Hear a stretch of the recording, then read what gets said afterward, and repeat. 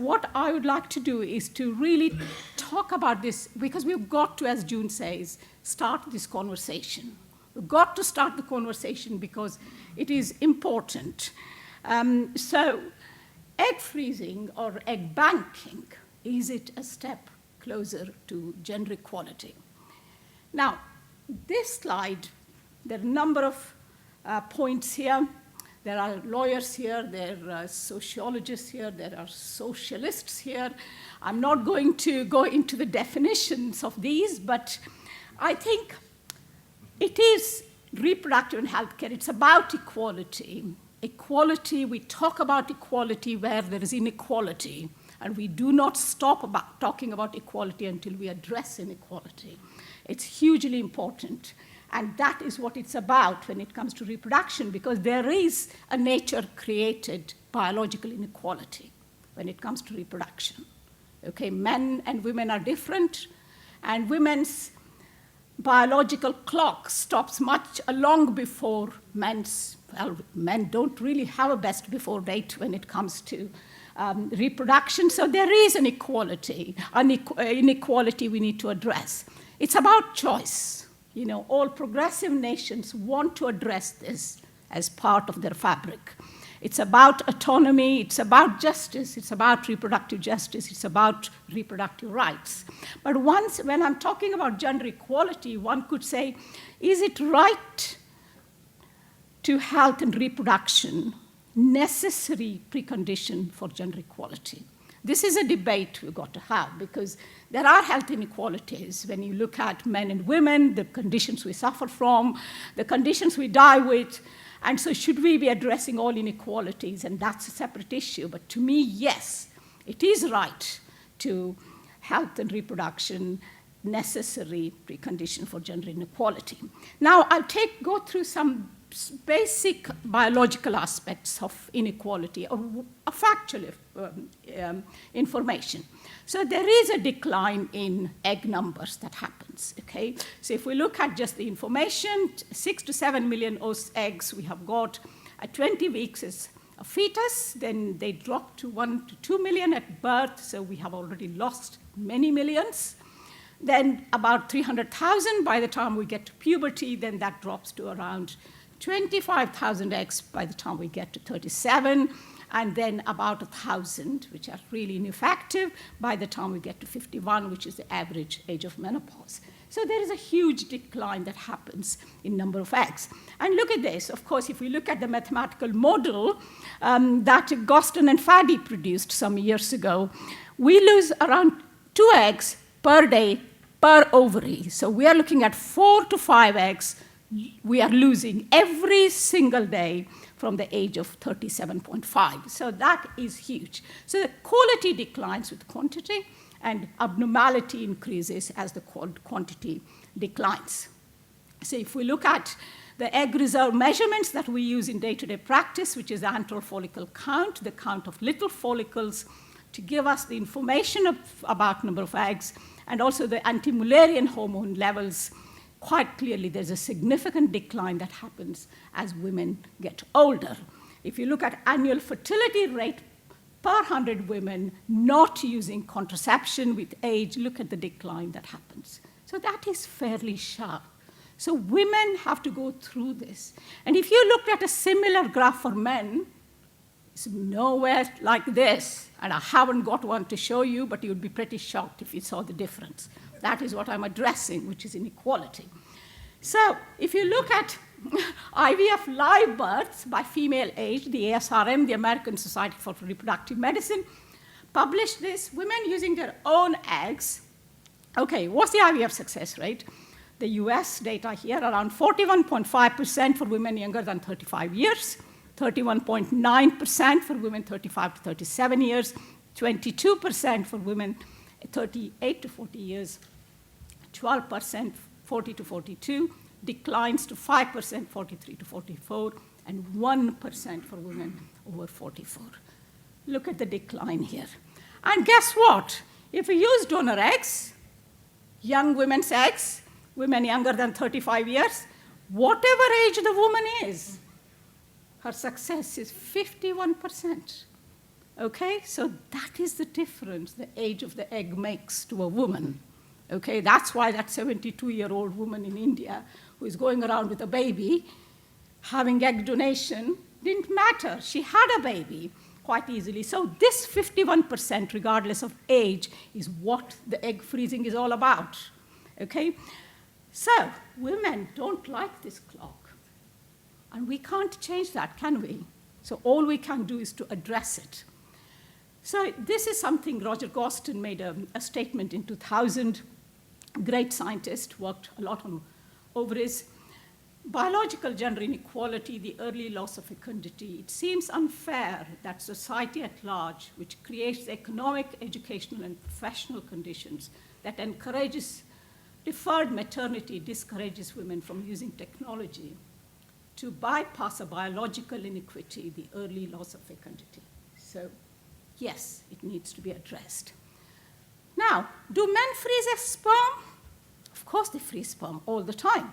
No one talks about it. It is not controversial. It doesn't even come into a room like this about why do men freeze sperm.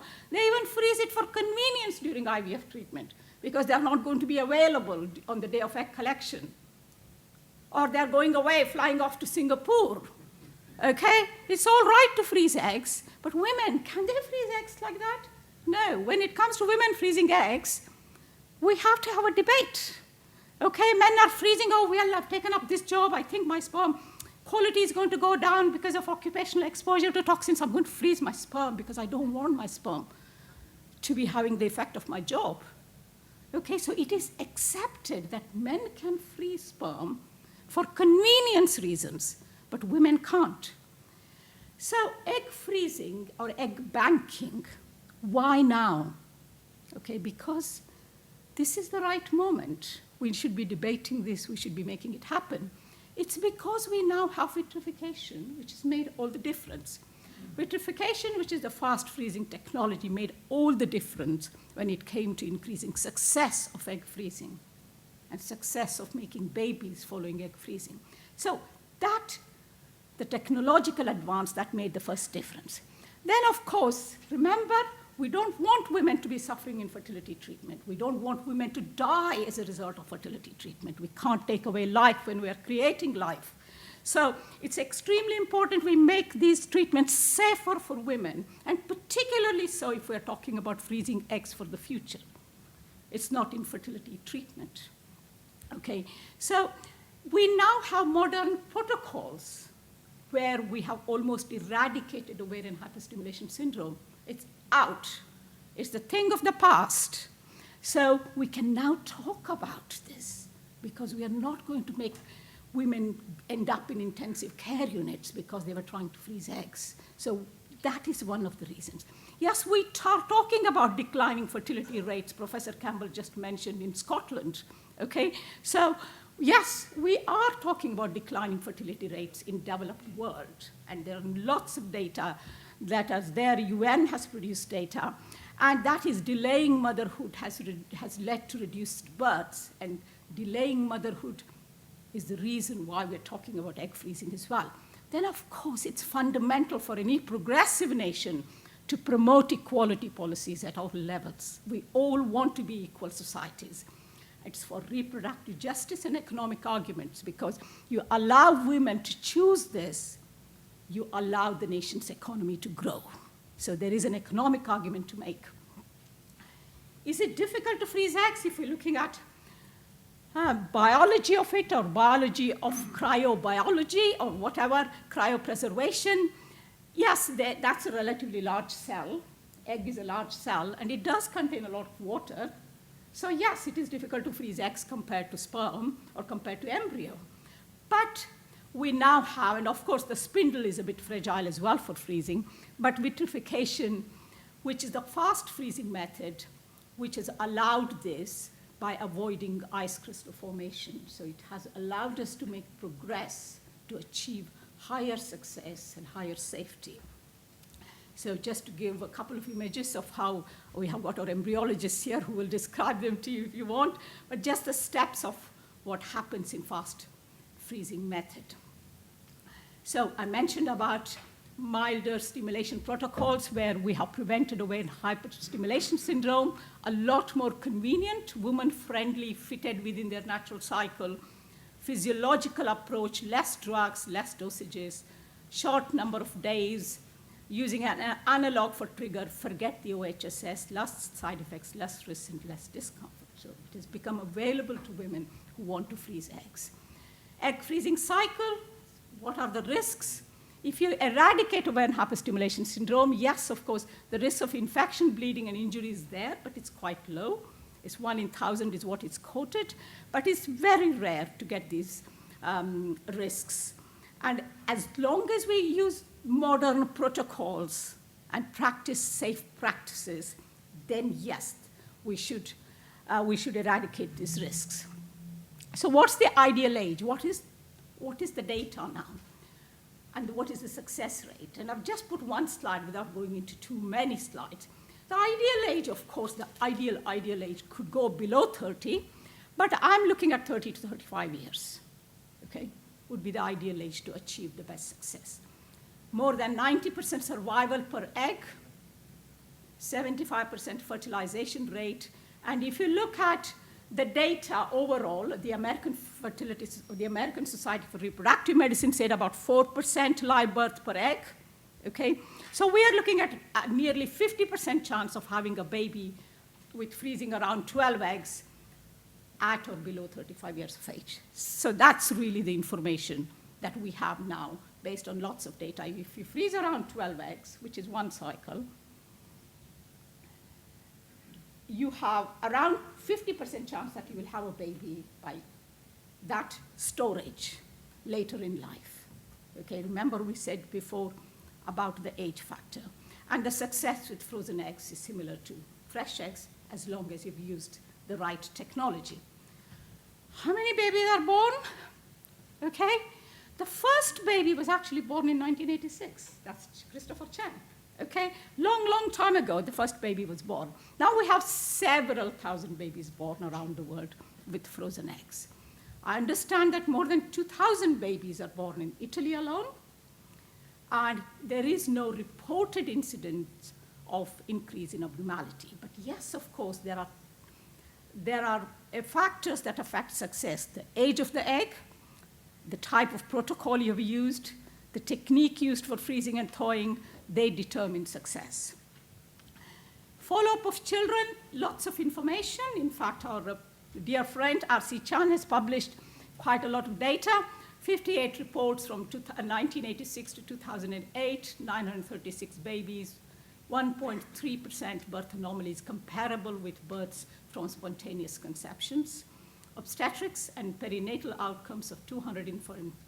This is by R.C. Chan, showed comparable mean birth weight and anomalies with spontaneous conception and standard IVF.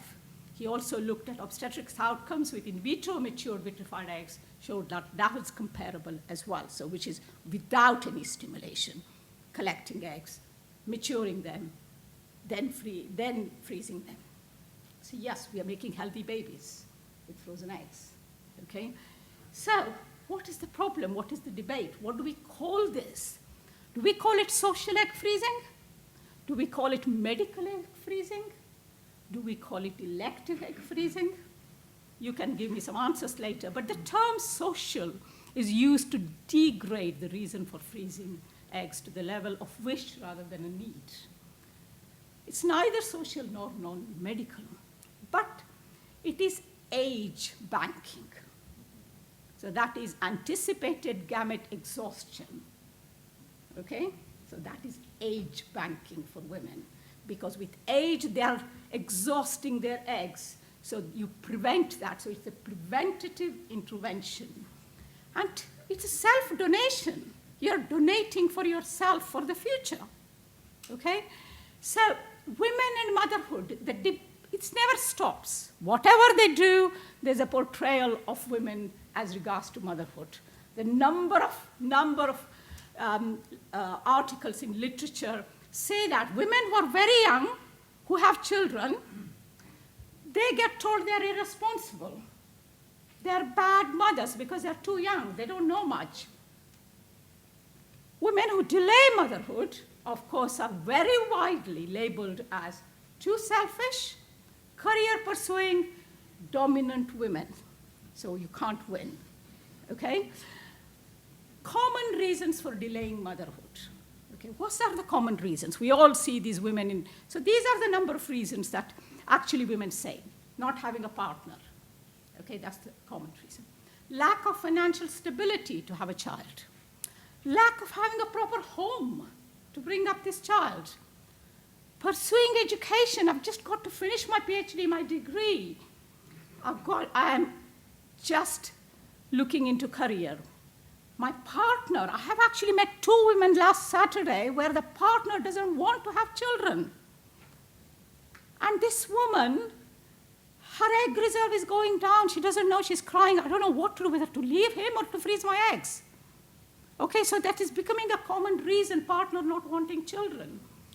Looking after elderly parents. I have met at least half a dozen women in the last 2 or 3 months where they had spent the 10 years of their reproductive life looking after a mother who was in wheelchair with motor neuron disease. She never thought of having children. She was actually looking after her mom. And her mom sent her to the open day saying, I will pay for your egg freezing. Please freeze your eggs. You're just looking after me. Maybe at one day you would want to have children. Looking after a sick partner or a relative. So it's not always a selfish reason why she's postponing having children.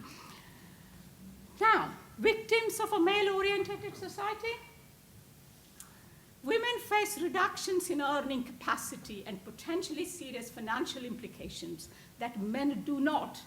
There's lots and lots of data. If anybody here wants to debate this with me, I have read lots of data where how women get compromised in getting the job, in getting their jobs, getting their promotions. Particularly comes when it comes to university jobs and the city jobs, where women who actually have had children or wanting to have children, there isn't a place there, or their applications are put at the bottom. So there is that issue that's being quite clearly debated. We are disturbed by the implied judgment that our society, having failed to sufficiently safeguard the ability of many women in their 20s and 30s to establish families without jeopardizing career advancement, cannot withstand the challenges posed by elective deferral of childbearing. Technological solutions, is it a solution? Is technology a solution to social inequality? So that's another debate. Okay, a technology comes up, you use that. Do you really want to do that or address social inequality? Okay, it is a debate. So does that mean we are going to end up in more repression rather than liberation because we're just using the technology and forgetting the underlying inequality? We want to promote equal employment opportunities. We want to promote equal pay, which I believe is going to take, another 150 years or something, according to the LSC, okay? We want to promote maternity benefits. We want to promote childcare benefits. So it's not either or, it is both. It's not that we are asking women to freeze eggs doesn't mean that we don't want maternity benefits or childcare benefits. And also, women cannot afford to wait until society has been changed in a way that would allow them to have it all at the right time. You see, obesity is an example. Obesity is something that we debate all the time about the social inequality symptom. That is something that you see because of lack of social care and lack of social equality, lack of socioeconomic equality. That doesn't mean we halt the treatment of obesity until we have addressed social inequality. They have got to go hand in hand. So medical treatment and societal change are not mutually exclusive, and thus there is no reason to abandon one to pursue the other. They have got to go hand in hand. So does oocyte banking for age, as I say, influence future relational and reproductive choices? Of course, there are some very good studies done by the Belgian group showing that they looked at studies of bankers and non-bankers. Okay, it's quite interesting being in the City of London, using the word bankers and non-bankers. We are looking at egg bankers and egg non-bankers. Okay. 140 women who attended clinics, so actually clearly came to the clinic. So they're not population out there. Mean age of 36. 86 women had at least one cycle of egg freezing. 54 women preferred no treatment or did not respond. Bankers, those who banked eggs, 90% said they would do it again, they would recommend it to others. 76% would prefer to do at a younger age. If they had known about it earlier, they would have done it earlier. Almost all bankers and 89.6% of egg non-bankers still have a desire to have a child. Both groups did not differ in terms of steady relationships and attempting conception. There was a high satisfaction rate after banking. And these are very good people, ethicists in Belgium, who work on these projects. And then another Belgian group did some study of survey of intentions and attitudes towards egg freezing among women of reproductive age, published in Human Reproduction. They looked at nearly 2,000 women, ranging from 21 to 40 years. More than 1,000 responded, 25 were excluded for incomplete replies, 31% responded saying they'll do it, 51 said they would not consider it, 16% said they had no opinion. Potential non-freezers said they were not clear about whether their natural fertility would fall if they banked eggs. So it was lack of proper information in some ways, and they were also worried whether it would affect the health of children. The potential freezers, this is quite interesting, were more open to donating their eggs. In other words, they said, look, I've frozen my eggs. I would like to freeze my eggs, but if I have baby naturally, I would like to donate them. So they were more open to donating their eggs to other people. And remember, these were women. These are not the egg donors we have now, anonymous egg donors. These are women who have done voluntarily with an appropriate method for themselves.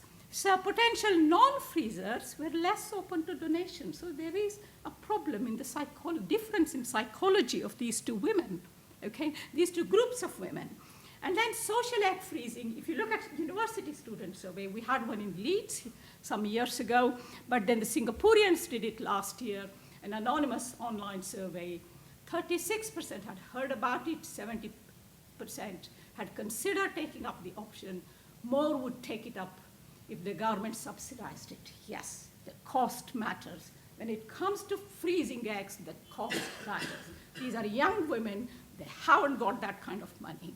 So it is very important that it's made affordable. The study in Leeds in 2008, which was presented at ESHRE, showed 80% of medical students said yes to freezing, and 50% said yes from education and sports studies. So this is what was the university student study. So what are the ethical and moral arguments?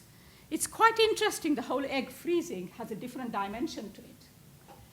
If we freeze eggs, there is reduced need for donor eggs, okay, because these women have self-donated. They are frozen for themselves already, so there's less need for donor eggs. There's less concerns about welfare of donors. We have to worry about welfare of donors at the moment, constantly how they have been stimulated, what complications they're having, how they're being looked after, their psychological effects and all that. So there is less concern. There's also less concerns about donor-conceived children. This is an issue. We constantly worry about or think about how these children are going to do in their lives. Do they want to find out about their biological mother? What effect it's having in their lives? So there will be less concerns because there will be less donor eggs. And there's less concern about unnecessarily creating more embryos and freezing embryos because you're freezing eggs. Okay, so there's less concern about destroying embryos because you're freezing less embryos, you're freezing eggs. There's less concern about miscarriages and abnormalities because these are younger eggs. Women you're using later in life are having less miscarriages and less risk of abnormalities. And there's reduced need for embryo screening because these are younger eggs. So there are these ethical and moral positive arguments for freezing eggs as well.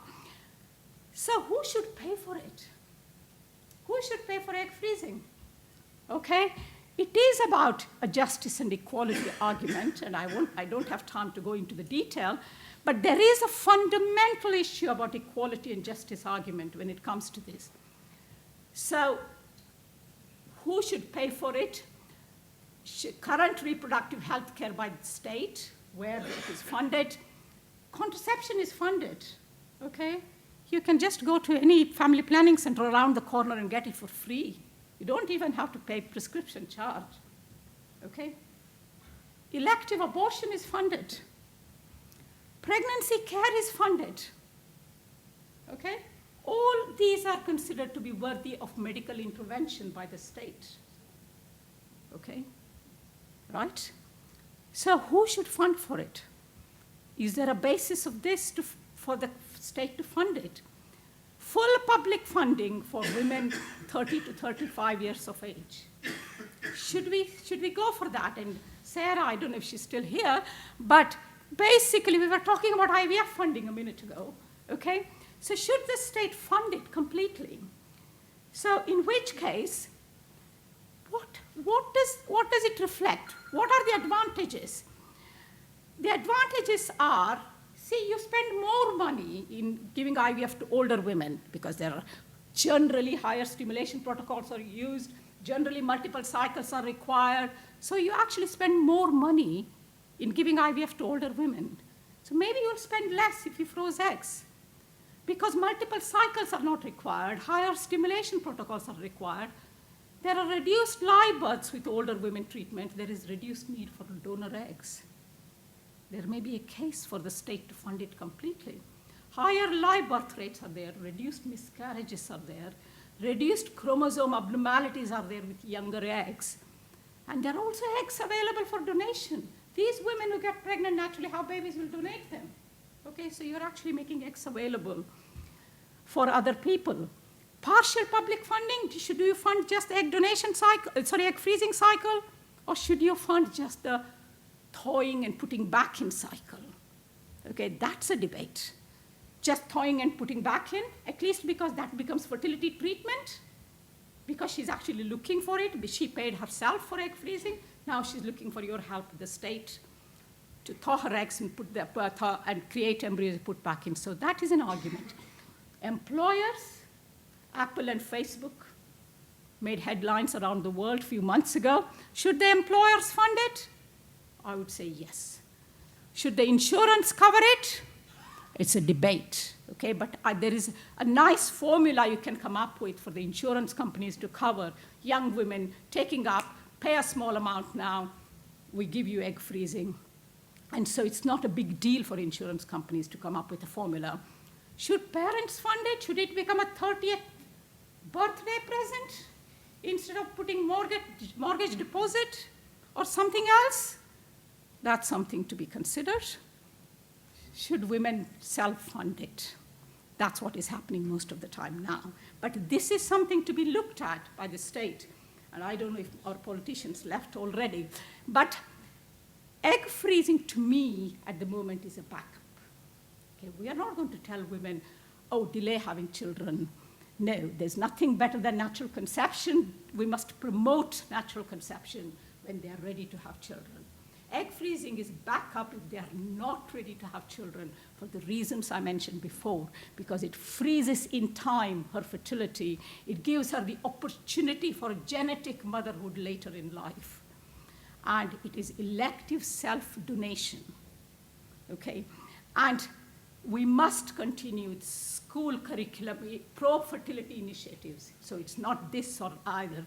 I have been always a great promoter of I've been a great promoter of promoting reproductive education in secondary schools and increasing awareness about fertility, including the reduced ovarian reserve for women, knowledge of fertility status, individual fertility assessment, knowledge of reproductive lifespan, and pro-fertility advice. I think we should offer them on the National Health Service, absolutely essentially as a preventative measure so that we need less fertility treatment overall, and we must have the public, private, and voluntary sectors come together to achieve these pro-fertility initiatives.